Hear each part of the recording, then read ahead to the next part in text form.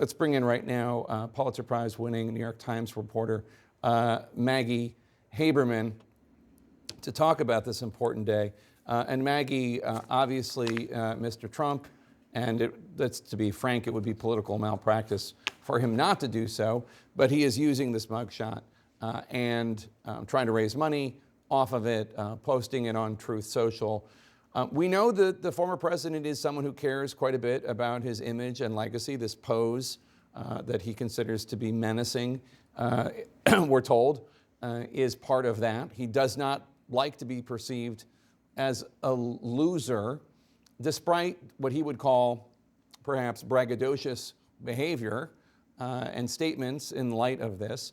How do you think this latest arrest and mugshot in particular, and the fingerprinting, and all of what he went through today, how do you think that's actually sitting with him tonight?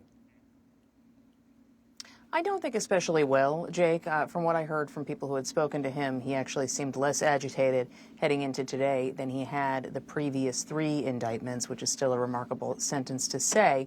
But he doesn't want to be mugshotted. He doesn't want to be arrested. He doesn't want to have what in his mind is the indignity of going to this jail and then, submitting to a photo and a mugshot and fingerprinting. And to your point about the visuals of him, it isn't just that he wants to look menacing, which is certainly true, and he has made that kind of face in photos for years and years and years. He doesn't want to look weak, and that's what that's about. And so, circulating the mugshot, fundraising off of it, owning it, using it for press, that's all part of a playbook that we have seen him use over and over again, but that does not mean he's enjoying any of this. This is a serious thing. He is facing serious jail time.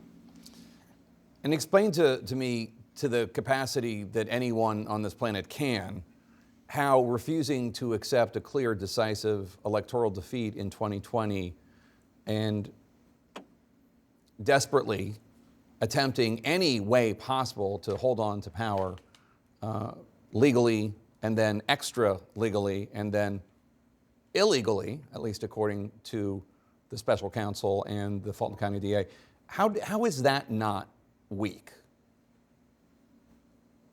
Because in his mind, he didn't concede, and that has been how he has operated for decade after decade after decade, through business failures, through bankruptcies of his casinos, through losses, through products failing, through divorces. It has all been, if you pretend it is not happening, if you create your own reality, if you don't give in to what other people are acknowledging as objective reality, then maybe it really isn't there. And he is somebody who does not think in terms of long-term strategy. He thinks in very short increments of time, and it's all about just getting from one post to another. And so that is how somebody thinks like that. It's also how somebody thinks who has lived, Jake, and this doesn't really get said, I think, enough about him. Mm-hmm. He lived a fairly consequence-free life before he was president. The bankruptcies cost the banks. Now, he did not like the press. He was very unhappy about it. But the bankruptcies were a loss to the banks.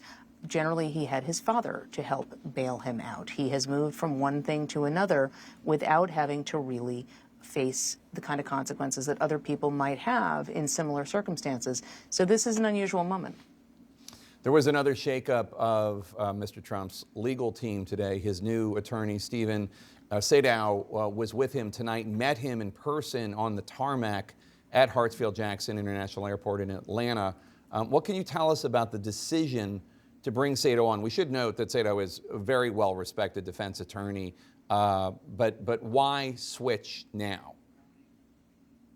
It's obviously notable that he's switched several hours before he went to go be arrested in Georgia. My understanding, Jake, is this had been in the works for several weeks. He was always planning on adding to the team. Sadow had been in discussions with Trump's world for some time, as I understand it.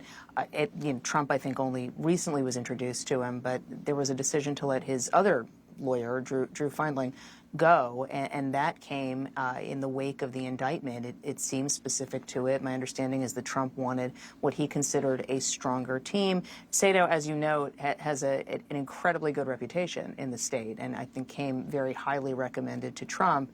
But it is a sign that Trump recognizes the significance and severity and seriousness of these charges, too.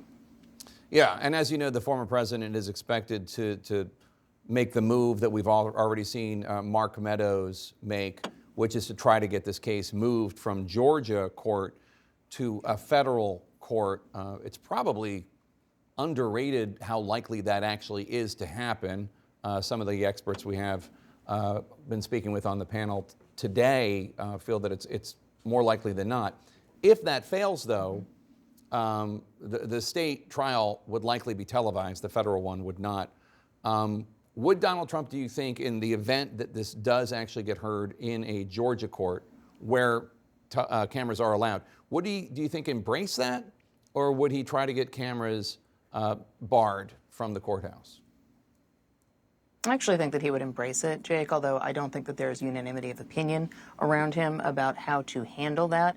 I think your point that legal experts, and we've been hearing the same thing, think that there is a real chance, it's not definite obviously, but there is a real chance that a removal motion, meaning asking for this trial to be moved to federal court because these were actions taken in the capacity, they'll argue, of his office. Prosecutors, I think, would argue that it was outside of his capacity, but he was a federal office holder. There is a non-zero chance that that happens, and if that happens, this does change things significantly.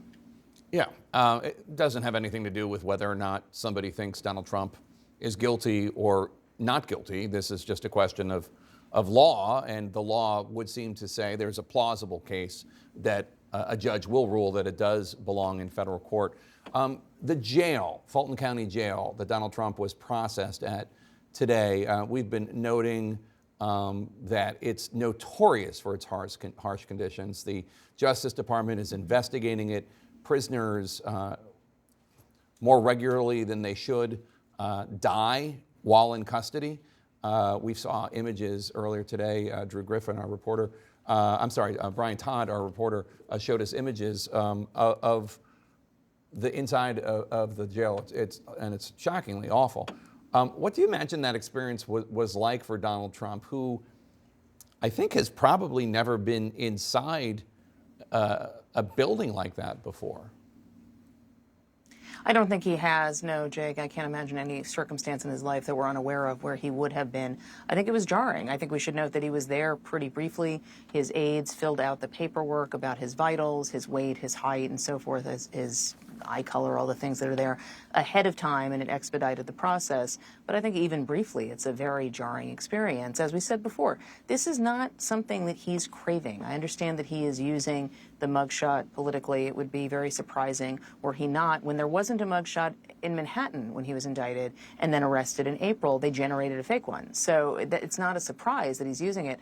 But this is not an experience that he wants. This is an experience that I think brings home the stark reality of what this is, which is a criminal case. And to your point about where he was headed today and how grim the circumstances are and how grim the location was, they've done very little. They've had sort of descending appearances and public statements from him since the second indictment, where the second indictment he had yet another, after, as he did with the first one, an event at one of his clubs, and he gave a big speech, a very defiant speech. He hasn't done that the last two times, and I think that is partly a recognition of diminishing returns possibly in fundraising, but also concern that his legal team has about some of what he is saying, both in terms of possibly violating the conditions of his release in these cases and in terms of saying things that could be problematic in court. And that just, again, this is dealing with something real. This is not politics. This is not a game. We don't know what will happen in these cases, and he has the presumption of innocence just like any other defendant, but this is a serious thing.